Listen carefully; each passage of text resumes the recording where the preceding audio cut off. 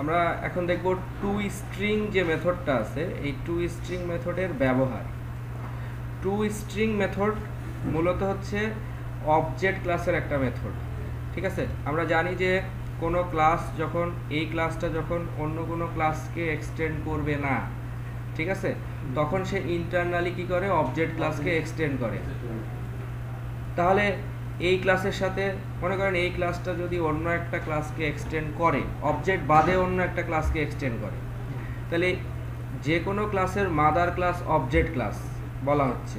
তাহলে এই ক্লাসের মাদার অবজেক্ট কিভাবে হবে?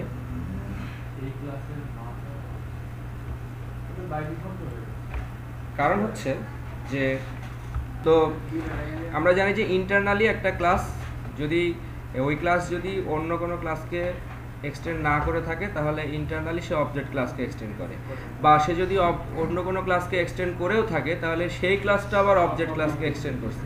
সেই জন্য এই ক্লাসের সাথে অবজেক্ট ক্লাসের একটা রিলেশনশিপ থাকবে। আর আমরা জানি যে একটা ক্লাস যখন আরেকটা ক্লাসকে এক্সটেন্ড করে তখন ওই ক্লাসের মেথডগুলোকে সে চাইলে ওভাররাইড করতে পারে। ঠিক আছে, তো এরকমই একটা মেথড হচ্ছে টু স্ট্রিং, যেটা অবজেক্ট ক্লাসের একটা মেথড। তো যদিও এই ক্লাসটা এক্সটেন্ড করেনি অবজেক্টকে, কিন্তু এটা ইন্টারনালি তো অবজেক্টকে এক্সটেন্ড করে, সেই কারণে ওই অবজেক্ট ক্লাসের যে মেথডগুলো আছে সেই মেথডগুলোকে আমরা এই ক্লাসের মধ্যে ওভাররাইড করতে পারি। ওকে, তো টু স্ট্রিং হচ্ছে এরকম একটা মেথড। এরকম আরও কিছু মেথড আছে, আমরা ওগুলো পরে আলোচনায় আসবো। যেমন হ্যাশ কোড একটা মেথড আছে, তারপরে হচ্ছে ইকুয়ালস একটা মেথড আছে, এগুলোকে আমরা চাইলে ওভাররাইড করতে পারি। তো প্রথমেই আমরা বলছি যে কোনো একটা সুপার ক্লাসের কোনো একটা মেথডকে ওভাররাইড করার শর্তটা কি? ওভাররাইড আসলে আমরা তখনই করি যখন আমরা আসলে ওই অবজেক্টের ভিতরে আমাদের নিজস্ব কোনো ইমপ্লিমেন্টেশন দিতে চাই, কোনো নিজস্ব ইমপ্লিমেন্টেশন দিতে চাইলে তখনই আমরা সেটাকে ওভাররাইড করি। তো টু স্ট্রিং কি করে, আসলে এই যে ক্লাস, এই ক্লাসের যে অবজেক্ট, সেই অবজেক্টের একটা স্ট্রিং রিপ্রেজেন্টেশন দেয় হচ্ছে টু স্ট্রিং। এটাই হচ্ছে টু স্ট্রিং এর কাজ। তো যে স্ট্রিং রিপ্রেজেন্টেশনটা দিবে সেটা যদি আমি আমার মতো করে দিতে চাই তখন আমি কি করব, টু স্ট্রিং মেথডটাকে আমার ক্লাসের মধ্যে ওভাররাইড করব। ওকে, তো নর্মালি ওভাররাইড করার জন্য যদি এই টু স্ট্রিং মেথডটা আমাদের এখানে না থাকে তাহলে আমার এখান থেকে নেটবিনের মাধ্যমে 2s এই পর্যন্ত লিখে কন্ট্রোল এবং স্পেস বার চাপ দিলে আমরা দেখব যে টু স্ট্রিং দেখা যাচ্ছে। এটা জাস্ট এন্টার প্রেস করলেই টু স্ট্রিং মেথডটা ওভাররাইড হয়ে যাবে অটোমেটিক। ঠিক আছে, তো এরকমভাবে আমরা প্রথমে টু স্ট্রিং মেথডটাকে ওভাররাইড করে নিলাম, নিয়ে এখন আমি ভিতরে লিখলাম যে এখানে আমার দুটা অবজেক্ট আছে, s1 এবং s2, দুটো অবজেক্ট রেফারেন্স। এই অবজেক্ট রেফারেন্সকে আমরা এই যে মেন মেথডের মধ্যে প্রথমে কি করলাম যে এই ক্লাসের একটা অবজেক্ট তৈরি করব, to string first demo tdf ইজিক্যাল to new to string first demo. যখন আমরা কনস্ট্রাক্টরকে কল করলাম তখন এখানে হ্যালো এবং ওয়ার্ল্ড পাঠিয়ে দিলাম। হ্যালো এবং ওয়ার্ল্ড এটা দ্বারা ইনিশিয়ালাইজ হয়ে গেল। এখন যখন আমি এটাকে বলবো যে system.out.println tdf, এই যে অবজেক্ট, এই অবজেক্টকে সরাসরি প্রিন্ট দেওয়া যায় না। এখানে এই যে টু স্ট্রিং যে মেথডটা ওভাররাইড করা হয়েছে, এই টু স্ট্রিং মেথডটাকে যদি আমরা বন্ধ করে দেই তখন আমি যদি এই অবজেক্টটাকে সরাসরি প্রিন্ট দিই, অ্যাকচুয়ালি অবজেক্টকে সরাসরি প্রিন্ট দিলে তখন সে অবজেক্টের একটা নাম্বার দেখায়। দ্যাট মিনস এই যে টিডিএফ দিয়ে আমার আসলে কাউকে কল করা উচিত, যেমন tdf.s1 একে কল করা উচিত। আমি যদি s1কে কল দিই তাহলে s1 এর মধ্যে যে ভ্যালুটা আছে সেই ভ্যালুটা প্রিন্ট দিবে। আমরা প্রথমে ব্যাপারটা বোঝার চেষ্টা করি যে tdf.s1 বললে সে s1 এর মানটা প্রিন্ট দিবে, দ্যাট মিনস হ্যালো। কিন্তু আমি যদি এখানে শুধু অবজেক্ট বলি তাহলে অবজেক্টের একটা একটা মান আসবে, যেটা যে মান দেখে আমরা জেনারেলি কিছু বুঝবো না। এখানে অবজেক্ট মেথড এই যে একটা মান আসছে টু স্ট্রিং ফার্স্ট ডেমো, এই মান অ্যাকচুয়ালি এই অবজেক্টটা জাস্ট অবজেক্টের একটা নাম্বার রিটার্ন করছে।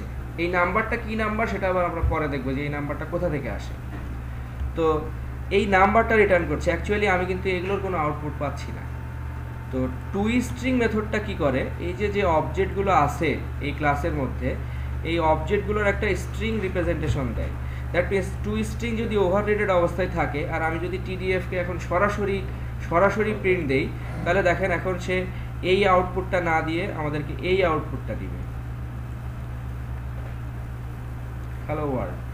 এই আউটপুটটা আমি এখানে লিখে দিছি যে third bracket S1 space S2 তারপরে আবার থার্ড ব্র্যাকেটের মধ্যে সে হ্যালো ওয়ার্ল্ড প্রিন্ট দিচ্ছে, যদিও আমরা সরাসরি টিডিএফকে প্রিন্ট দিচ্ছি।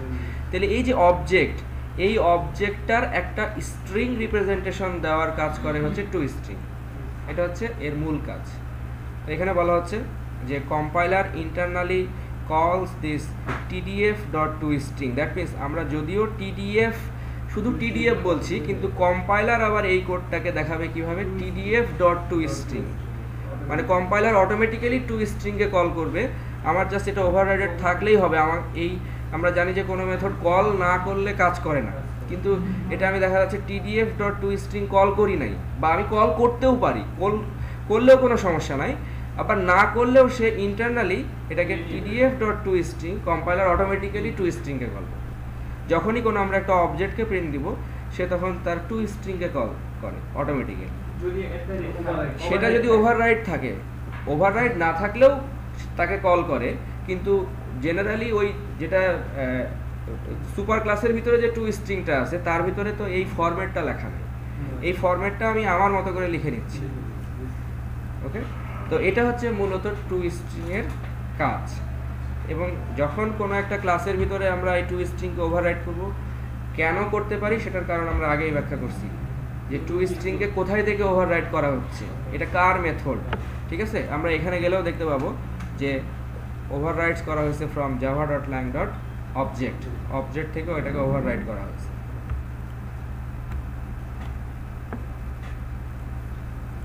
আমরা যখন ওখানে যদি ক্লিক করি, তাহলে এই যে আমরা সরাসরি অবজেক্ট ক্লাসের মধ্যে চলে আসছি। এই অবজেক্ট ক্লাসটা হচ্ছে java.lang এর মধ্যে আছে। ক্লাসটাই হচ্ছে একটা অবজেক্ট, এবং এই অবজেক্ট ক্লাসের ভিতরে বিভিন্ন মেথড আছে, যেমন হ্যাশ কোড, আমরা হ্যাশ কোডের কাজ পরে দেখব, ইকুয়ালস এটারও কাজ দেখব, এবং এর ভিতরে আমরা দেখতে পাচ্ছি এই যে টু স্ট্রিং একটা মেথড আছে। সে এখানে কি করছে, return get class dot get name @integer.toHexString that generally. তাহলে ওই যে @এর পরে যে নাম্বারটা, সেই নাম্বারটা মূলত হচ্ছে একটা হ্যাশ কোড, এবং এই হ্যাশ কোডটা হচ্ছে একটা ইন্টিজার। ঠিক আছে, @এর পরে একটা ইন্টিজার মান, যে মানটা আমরা আউটপুট হিসেবে দেখতে পেলাম। যখন আমরা টু স্ট্রিং ইউজ করলাম না, তখন সে এই মেথডটাকে কল করলো, এবং এই মেথডটার ভিতরে এটা যেভাবে আউটপুট দেওয়া আছে সেইভাবে আমরা আউটপুট পেলাম। তাহলে আমরা কেন টু স্ট্রিংকে ওভাররাইড করব? আমি চাচ্ছি যে এটা আমার মতো করে একটা আউটপুট দেওয়ার জন্য। এই অবজেক্টগুলো যদি আমি একটা কাস্টমাইজ আউটপুট দিতে চাই, তখন আমরা টু স্ট্রিং মেথডটাকে ওভাররাইড করব। এখন টু স্ট্রিংয়ের একটা রিয়েল সিনারিও দেখি যে কীরকম হতে পারে। মনে করেন এখানে ব্যাংক একটা ক্লাস, ব্যাংকের মধ্যে আমরা একটা স্ট্রিং এন মানে হচ্ছে নেম, অ্যাড হচ্ছে অ্যাড্রেস, তারপরে হচ্ছে অ্যাকাউন্ট নাম্বার এন, ব্যালেন্স হচ্ছে ব্যাল, আর হচ্ছে ডিপার্টমেন্ট হচ্ছে। এখন আমরা এখানে কি করলাম, যে এখানে এই ক্লাসের মধ্যে আমরা টু স্ট্রিং মেথডটাকে ওভাররাইড করছি। ওভাররাইড করে আমি এটাকে এইভাবে প্রিন্ট দিচ্ছি। এখানে আমি স্ট্রিং তৈরি না করে স্ট্রিং বাফার তৈরি করলাম, দিয়ে বললাম sb.append, name of the customer this.n, address of the customer এইটা। ঠিক আছে, এরপরে আমরা মেন ক্লাসে আসি। এর মধ্যে এসে আমি কি করলাম, এখানে আবার আমরা ব্যবহার করছি হচ্ছে একটা লিস্ট, যদিও লিস্ট এখন আপনাদেরকে পড়ানো হয়নি, এটা হচ্ছে এক ধরনের কালেকশন। তো আমরা কি করলাম, এই নামে কিছু অ্যাকাউন্ট তৈরি করলাম, অর্থাৎ এই যে bank is equal to new bank, এরকম ব্যাংকের মধ্যে আমরা পাঠিয়ে দিচ্ছি কি পাঠিয়ে দিচ্ছি, যে এটার নাম পাঠিয়ে দিচ্ছি, অ্যাড্রেস পাঠিয়ে দিচ্ছি, তারপরে অ্যাকাউন্ট নাম্বার পাঠিয়ে দিচ্ছি এবং ব্যালেন্স পাঠিয়ে দিচ্ছি। তো এই এতগুলো অ্যাকাউন্ট তৈরি করলাম। ঠিক আছে, এখন আমি যদি এখানে এসে বলি যে এটাকে আমি তৈরি করলাম হচ্ছে ব্যাংক অ্যাকাউন্ট B1, এগুলোকে লিস্টের ভিতরে অ্যাড করলাম, এবং লিস্টের ভিতরে যে মানগুলো আছে আমরা এখানে আইটারেটর ক্লাসকে ব্যবহার করে, এগুলো কোনো কিছুই এখনও আপনাদের বলা হয়নি, আইটারেটর ব্যবহার করে আমি এটাকে জাস্ট প্রিন্ট দিচ্ছি। তো যখন সে এই মানটাকে প্রিন্ট দিবে, তখন দেখেন সেই প্রিন্টটা কিভাবে আসে। কোথাও কিন্তু আমি এভাবে বলে দেইনি। তাহলে নেম অফ কাস্টমার অমুক, অ্যাড্রেস অফ কাস্টমার এইটা, অ্যাকাউন্ট নাম্বার এইটা, ব্যালেন্স হচ্ছে এইটা, ঠিক আছে? তাহলে এইভাবে যে আউটপুটটা দিল, এই আউটপুটটা কোথায় বলা আছে? এর টু স্ট্রিংয়ের মধ্যে বলা আছে। তো টু স্ট্রিংয়ের মধ্যে এই ফরম্যাটটা আমি তৈরি করে দিছি। তো জেনারেলি যদি টু স্ট্রিংয়ের ভিতরে এই ফরম্যাটটা না থাকতো, তাহলে আমি শুধু এরকম এল ডট নেক্সট দিয়ে এটা পেতাম না। তখন আমার ওই রকম জেনারেল যে টু স্ট্রিং যেভাবে ওই একটা একটা হ্যাশ কোড জেনারেট করছে, এরকম একটা জিনিস দেখাতো আউটপুট। তাহলে আমার ব্যাংক অ্যাকাউন্ট থেকে যদি আমি এরকম আউটপুট, অর্থাৎ আমি কাস্টমাইজ কোনো আউটপুট পেতে চাই, তখন আমরা জেনারেলি আমাদের ক্লাসের ভিতরে যে কোনো ক্লাসের ভিতরেই আমি টু স্ট্রিং মেথডকে ওভাররাইড করতে পারি, যেহেতু তার সুপার ক্লাস অবজেক্ট, সেই জন্য অবজেক্ট ক্লাসের এই টু স্ট্রিং মেথডটাকে ওভাররাইড করে স্ট্রিংয়ের একটা স্ট্রিং মানে কাস্টমাইজ রিপ্রেজেন্টেশন দেওয়ার জন্য আমরা ব্যবহার করব হচ্ছে টু স্ট্রিং।